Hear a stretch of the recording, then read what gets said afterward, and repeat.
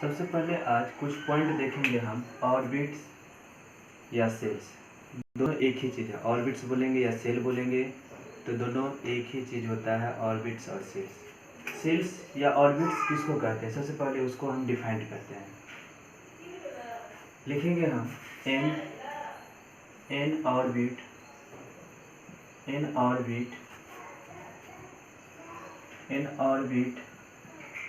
is the well defined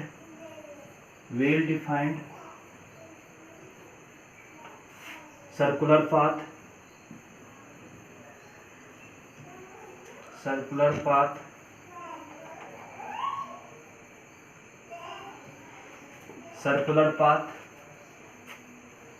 in which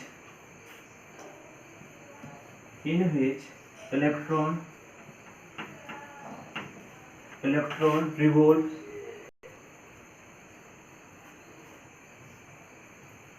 around the nucleus of an atom.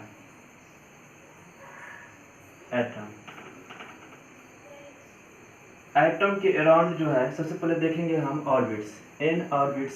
सबसे पहले हम देखेंगे, हम सबसे पहले स्ट्रक्चर बनाते हैं हम एटम का। एटम का जो सेंटर होता है उसको हम न्यूक्लियस कहते हैं।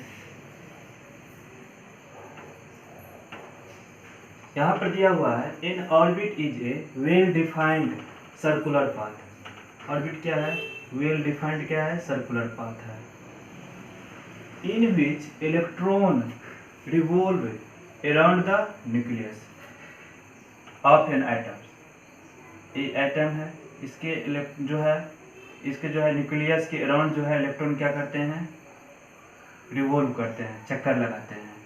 उसी को क्या बोलेंगे हम, ऑर्बिट्स। अब ऑर्बिट्स में देखेंगे हम, हर एक ऑर्बिट्स में जो है हर एक इलेक्ट्रॉन जो है अलग अलग होता है। जैसे फर्स्ट ऑर्बिट जो है इसका अलग होता है, second orbit, third orbit, fourth orbit, fifth orbit. इसका डायग्राम देखेंगे, ऑर्बिट डायग्राम बोलेंगे, या दूसरा बोलेंगे हम, इसका नाम बोलेंगे सेल बोलेंगे हम, या तीसरा बोल सकते हैं इसका एनर्जी डायग्राम बोलेंगे हम, एनर्जी लेवल बोलेंगे, एनर्जी लेवल भी बोल सकते हैं इसको। इसके बाद हम देखेंगे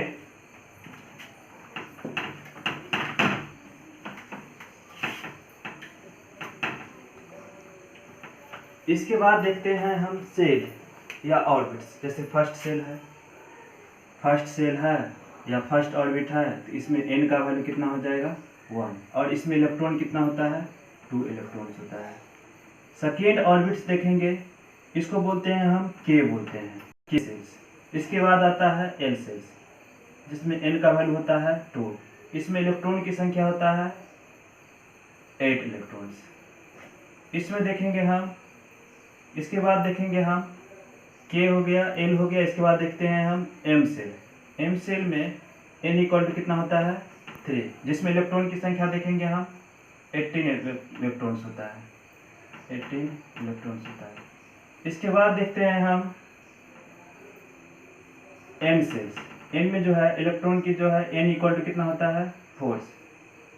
इसमें इलेक्ट्रॉन की संख्या देखते हैं 32 इलेक्ट्रॉन्स होता है। इलेक्ट्रॉन्स निकालने का सबसे इजी मेथड्स होता है, कोई भी सेल में मैक्सिमम नंबर ऑफ इलेक्ट्रॉन्स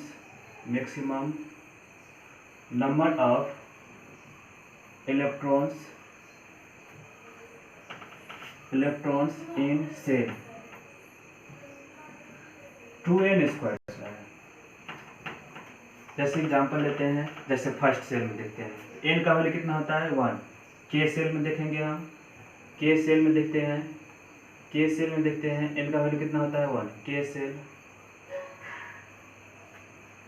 के सेल में देखेंगे हम नंबर ऑफ इलेक्ट्रॉन इन के सेल्स, लिखेंगे हम नंबर ऑफ इलेक्ट्रॉन इन के सेल, इनका वैल्यू 1 लिखेंगे के सेल्स। के सेल में पूछेंगे तो 2 इंटू एन का वैल्यू कितना हो जाएगा 1 हो जाएगा, एन का वैल्यू 1 का स्क्वायर लिख देंगे। के सेल में जो है एन का वैल्यू कितना होता है 1, तो 2 इंटू 1 का स्क्वायर 1 इक्वल टू कितना हो गया 2। उसी प्रकार जो है फर्स्ट सेल में इलेक्ट्रॉन की संख्या कितना होता है 2 electron shell. Number of electrons in के बाद कितना आता है एल सेल, एल सेल में पूछेंगे एन का वैल्यू कितना होता है 2। इसका देखेंगे हम 2, एन का वैल्यू कितना हो गया है 2 का स्क्वायर कितना हो गया है 2 इन मल्टीप्लाई 2 जा 4 कितना हो गया 8 इलेक्ट्रॉन सेकेंड सेल में। उसी प्रकार थर्ड सेल में भी निकालेंगे, फोर्थ सेल में भी निकालते हैं। एन का वैल्यू कितना हो जाएगा 3, एन तक निकाले हैं। इसी प्रकार देखेंगे हम